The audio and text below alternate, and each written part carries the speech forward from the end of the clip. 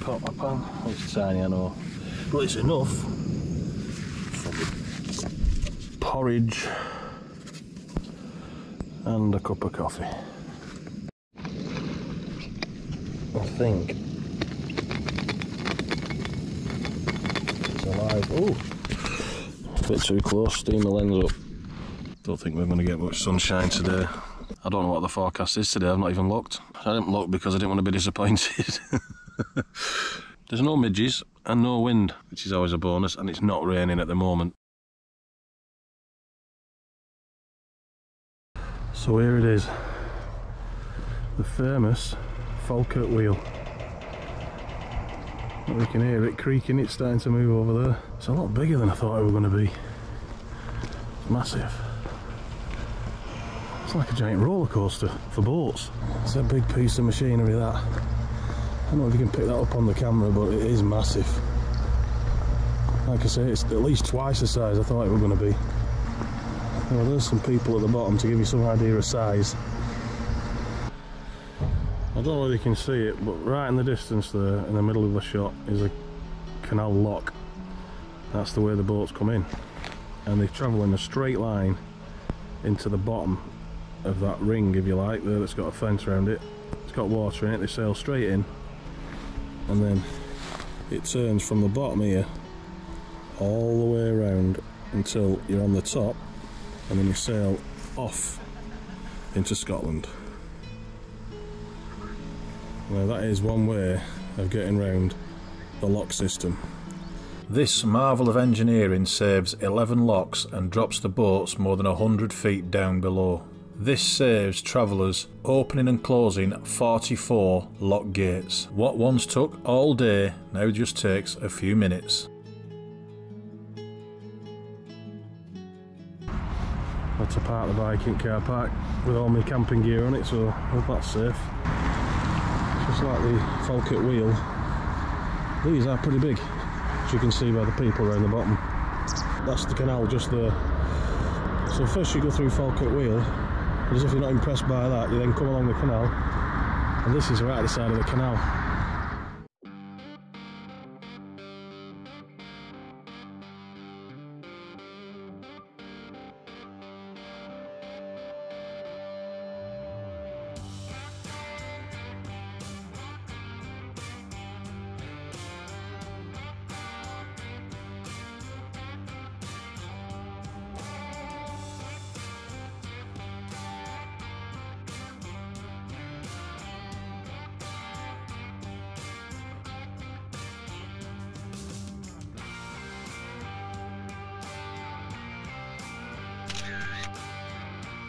And if you wait around long enough, you can have any colour you want.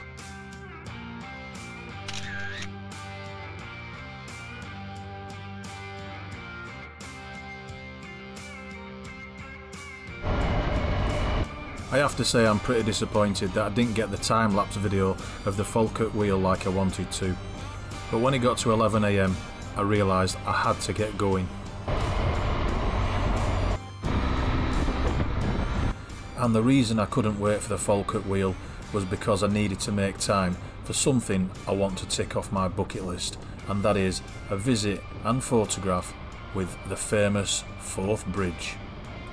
Scotland has a few bridges, including this one I'm on, but nothing else compares to the Forth Railway Bridge.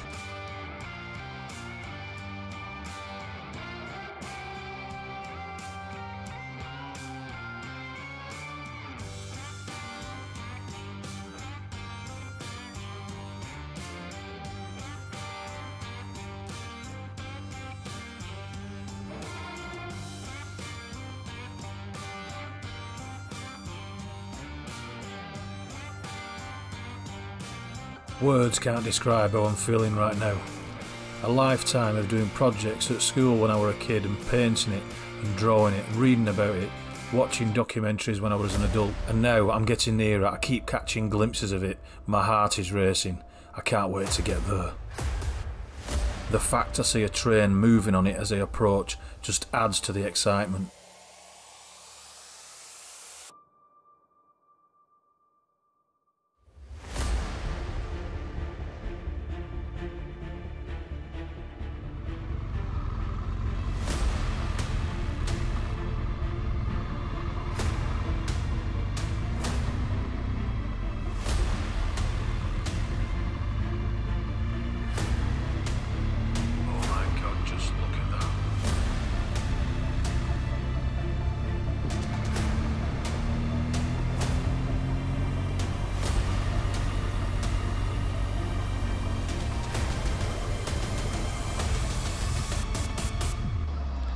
Look at that for a bridge.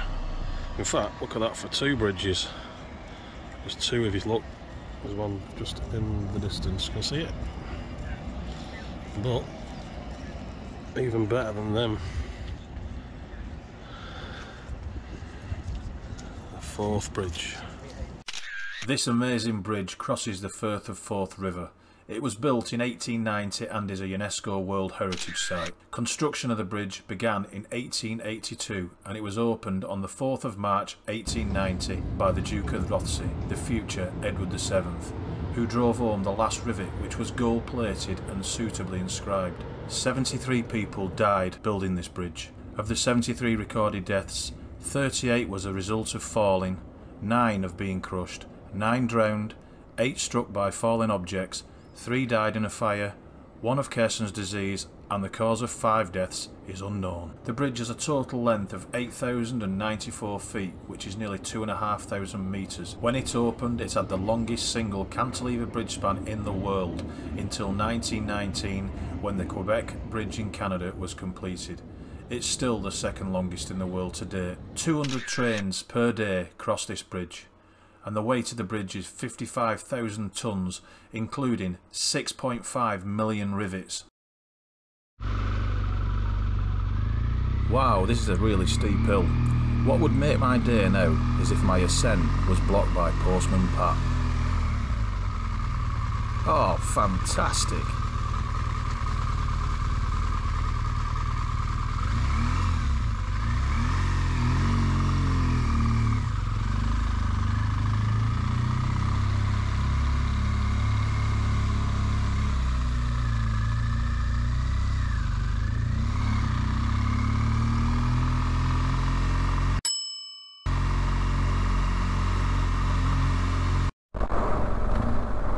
Seems to be having major issues with me helmet steaming up and the visor, and this morning I noticed when I got out of the tent and pulled everything out, the atmosphere was that damp that all the liner inside my helmet was damp, very damp.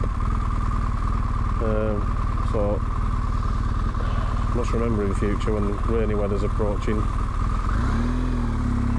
put my helmet in a waterproof bag or a plastic bag or something.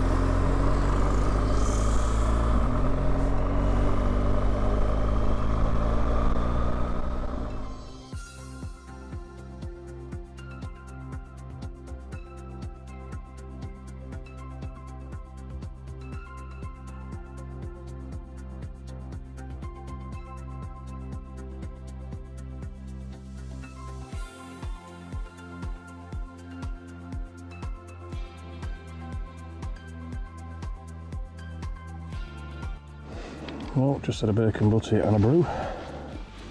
Went down nicely. I was just ready for that. Pulled up in a lay-by, just thought I'd have a break, and it had a butty van in it. Bonus. Yeah, time to go.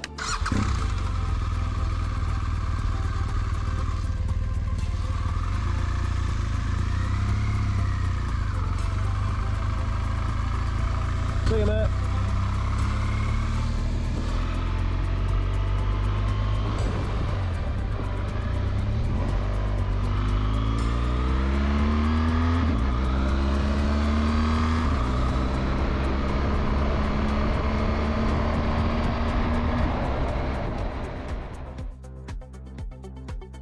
Well, I'd had a bit of a rest and stretched my legs, and my belly's full of grub as well, so happy chappy.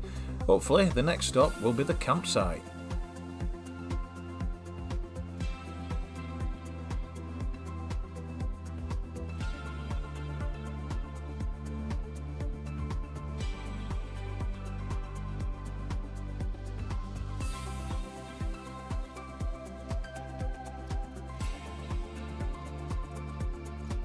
I thought I'd take the scenic route through the Cairngorms.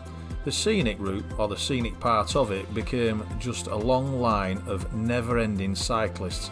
I have no idea what were going on, but there's obviously a race of some description. This went on for mile after mile after mile. It was quite fun at first, but became very tedious.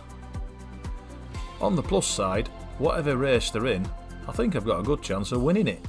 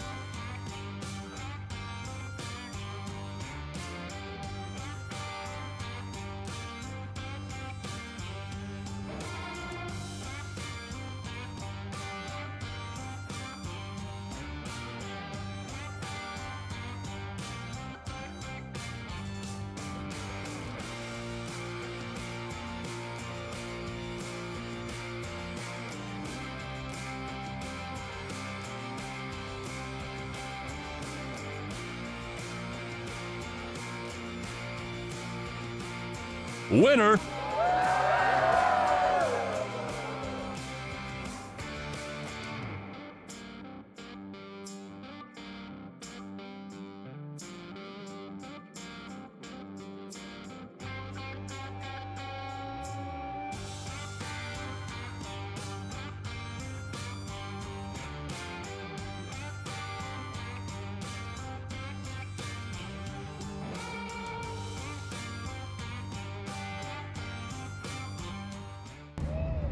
Well, would you believe, when I was like 13, 14,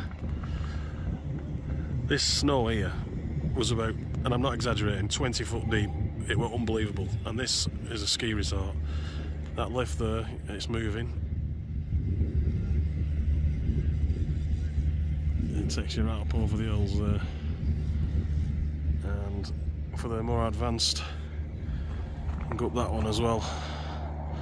I can't remember which way it were now, but that's a smaller one for the learners. I remember being here. Obviously, I've not seen it like this though. I bet I couldn't ride my bike down here in another few months. It's really weird to see it like this green. Yet the chairlifts are all going. What's all about? Anyway, the gloves on, let's get out of here. There's cyclists everywhere. Never seen so many.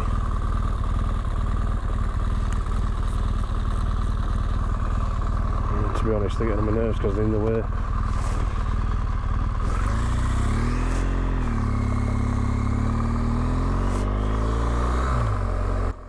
I later realised that the chairlifts are being used because now the mountains are being used for mountain bikers.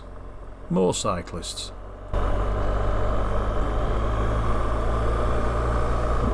Well, that's the Glenshee ski resort. Like I've never seen it before.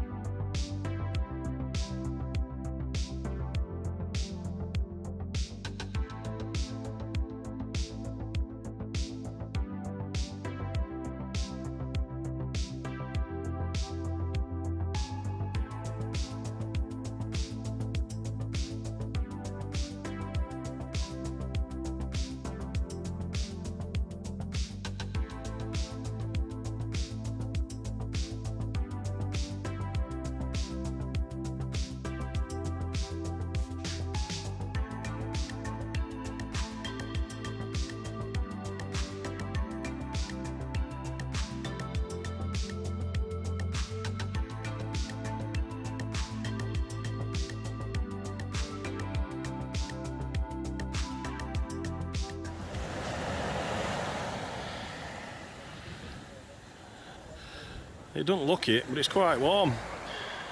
It might make me fever that though. There's a few here already. A few bikers all ready to go. More turning up, obviously they'll be still travelling.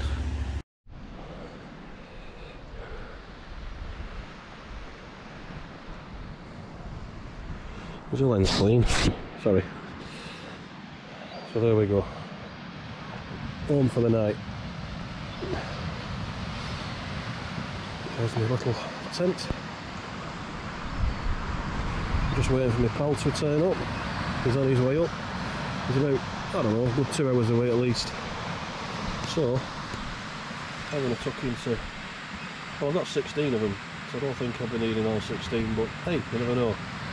I'm going to look at that view. I'll have a few drinks. Jonathan arrived a lot later than expected. I think it was about 10, 11 o'clock. I was drunk, it was dark, and I helped him put his tent up. After that we went to bed, obviously, and then in the morning we had a bit of a wander round. We stayed another night and made our way back down into England through Kirkstone Pass, as you can see.